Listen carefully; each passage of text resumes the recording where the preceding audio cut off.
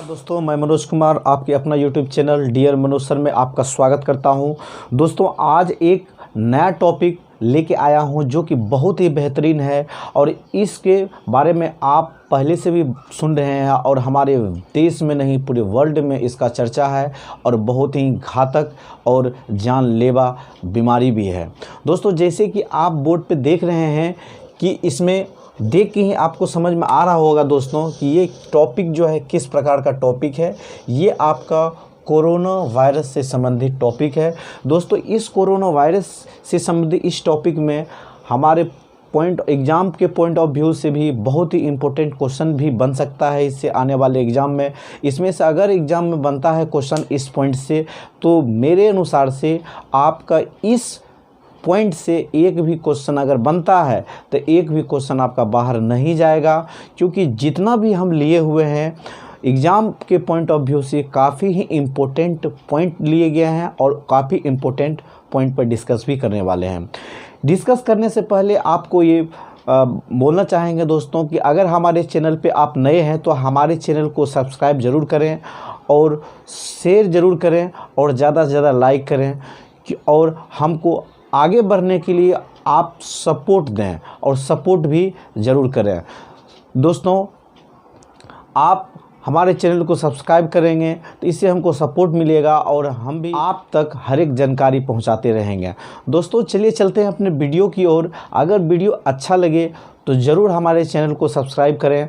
चलिए चलते हैं अपने वीडियो की ओर। कि आप देख रहे हैं कि इसमें आपका बोर्ड पे दिया हुआ है मेरे प्यारे दोस्तों एवं मेरे साथियों, दिया हुआ है आपको है कि कोरोना वायरस। जैसे कि कोरोना वायरस है क्या चीज़, कोरोना वायरस क्यों नाम पड़ा, पहले इसके बारे में समझ लेते हैं। देखिए कोरोना वायरस है ये एक क्रोन जैसा इसका संरचना दिखाई देता है। जब सूक्ष्मदर्शी के सहायता से जब इस वायरस को देखा गया तो इसका आकार एक क्रोन जैसा दिखाई देता है। क्रोन यानी कि एक मुकुट जैसा दिखाई देता है। इसी मुकुट और क्रोन के आधार पर ही इसका नाम कोरोना रखा गया। वायरस यानी कि ये विषाणु है, इसी कारण इसका नाम जो रखा कोरोना वायरस रखा गया है। दोस्तों और देखते हैं कि कोरोना वायरस जो हुआ कहाँ से आया और इसका खोज कब हुआ, इसके बारे में देखते हैं, चर्चा करते हैं। सबसे पहले कोरोना वायरस की खोज जो हुआ है सन 1960 ईस्वी में हुआ है। सबसे पहले कोरोना वायरस को खोज सन 1960 ईस्वी में हुआ और उसी समय इसका नाम जो है कोरोना रखा गया।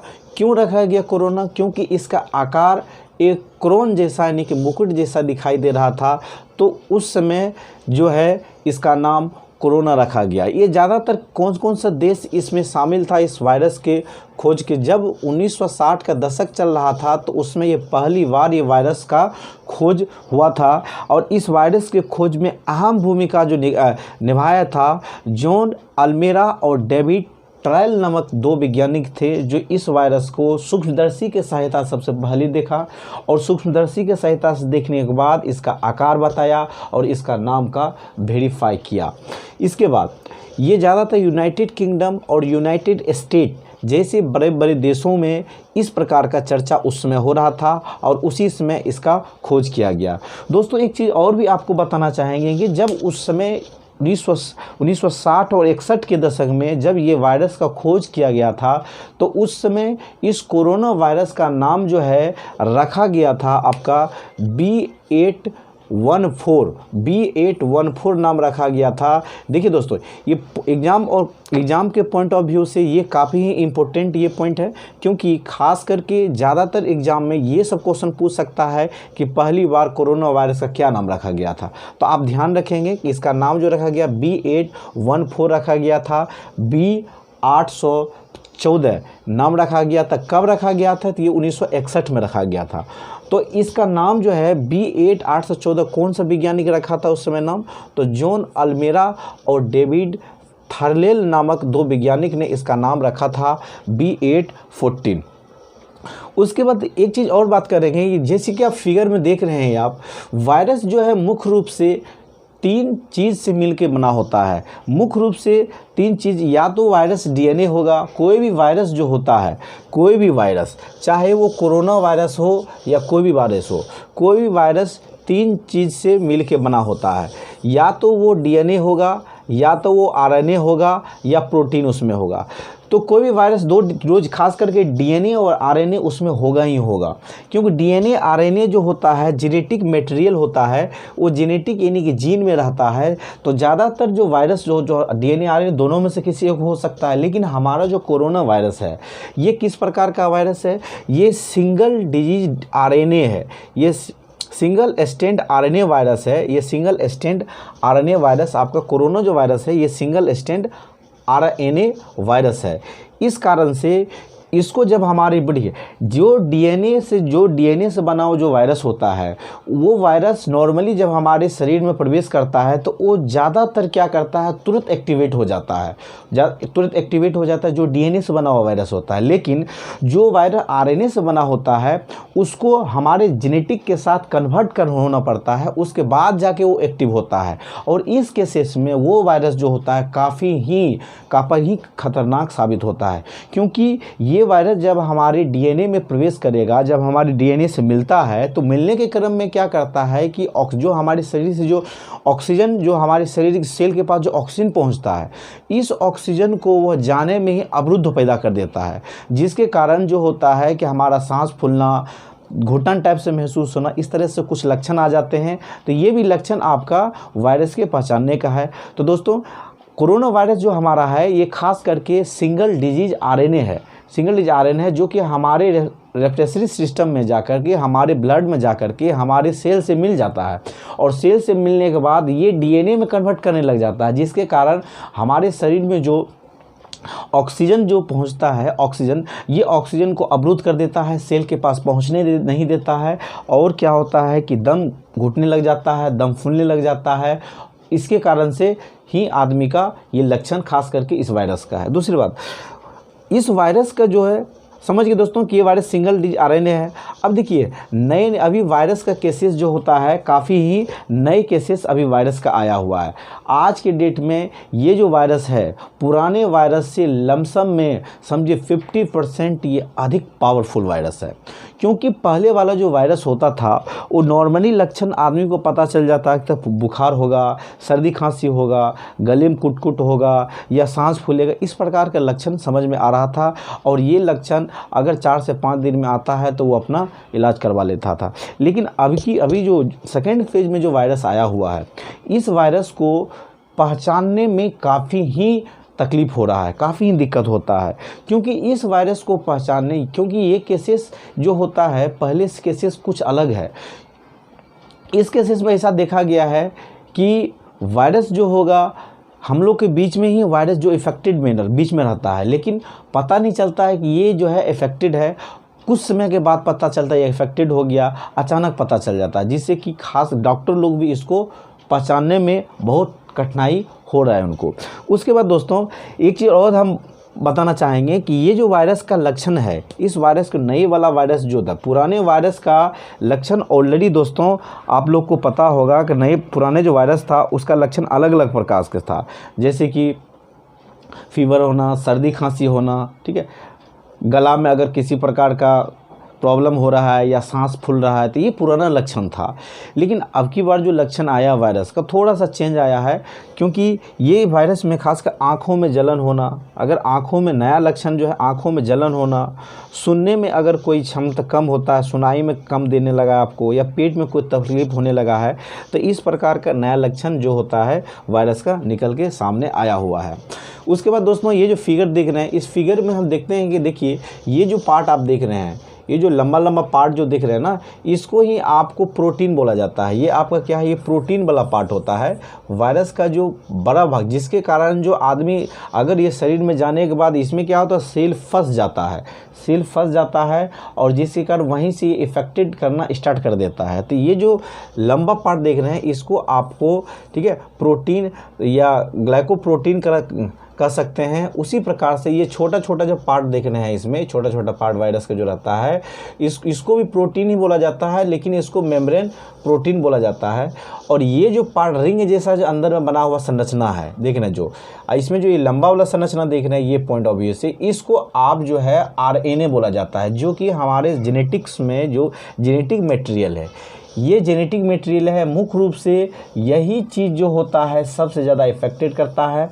जेनेटिक मटेरियल है, यही हमारे डीएनए से मिल जाता है और यही क्या करता है, बहुत ज़्यादा ही इफ़ेक्टेड करता है दोस्तों। उसके बाद जाके देखिए, ये जो पॉइंट देख रहे हैं ये आपका न्यूक्लियोप्रोटीन है। न्यूक्लियोप्रोटीन के खास करके आप ध्यान रखिएगा, वायरस जो मुख्य रूप से हमारे जो कोरोना वायरस मुख्य रूप से ज़्यादा ही इफेक्टेड करता है, ये आपका आरएनए है, सिंगल रिज आरएनए है और प्रोटीन का बना हुआ है। क्वेश्चन आपको किसी प्रकार से अगर पूछ दे तो आप इस प्रकार से आप इसको आप समझ सकते हैं। दूसरी बात, कुछ और भी पॉइंट्स पे चर्चा करेंगे, जैसे कि पॉइंट ऑफ एग्जाम के पॉइंट ऑफ व्यू से काफ़ी इंपॉर्टेंट होने वाला है।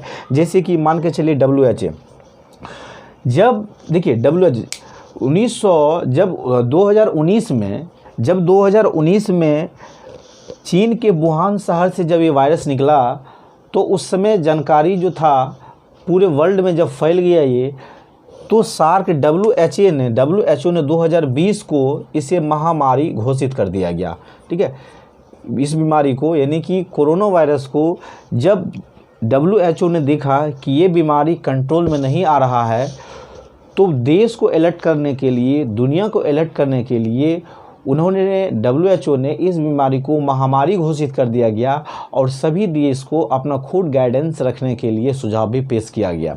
उसके बाद दोस्तों, खास करके जो हमारे भारत में है, भारत में जो सबसे पहले जो पंजाब में कर्फ्यू लगा था, सबसे पहले पंजाब में कर्फ्यू लगा था। एक चीज़ और भी आप जान लीजिए कि सबसे पहले हमारे देश में 22 मार्च 2020 को लमसम में अभी 1 साल होने वाला है, 22 मार्च 2020 को जनता कर्फ्यू का ऐलान किया गया था।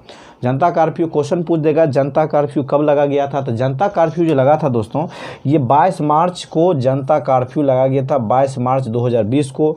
वहीं पंजाब शहर में सबसे पहली बार कर्फ्यू लगा गया था। पहले यहाँ पे लॉकडाउन किया गया था, लेकिन लॉकडाउन वहाँ संभव नहीं हो सका, तो इसी कारण वहाँ पे कर्फ्यू लगा दिया गया था। राजस्थान पहला ऐसा राज्य है जहां पे लॉकडाउन लगाया गया।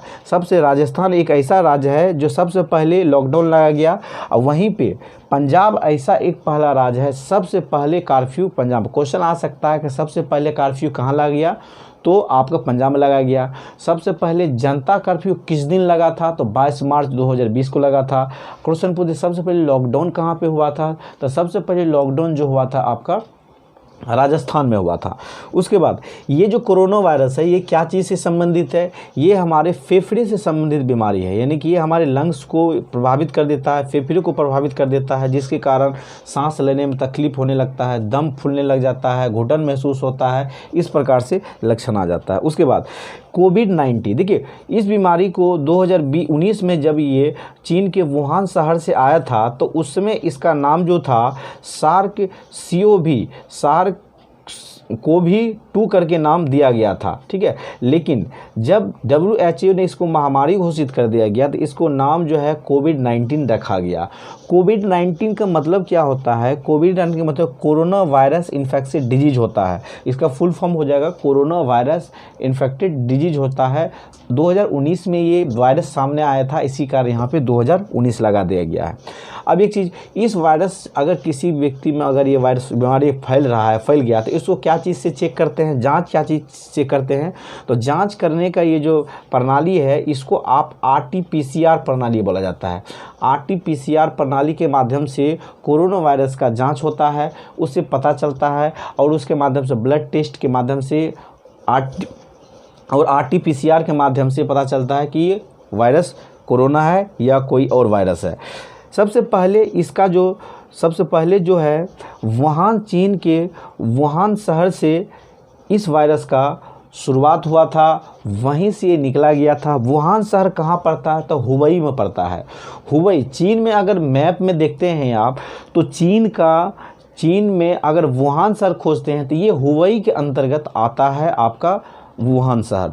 तो चीन के हुबई में वुहान शहर में इस वायरस का खोज सर्वप्रथम किया गया, और उस समय इस वायरस का नाम जो रखा गया था SARS-CoV-2 रखा गया था।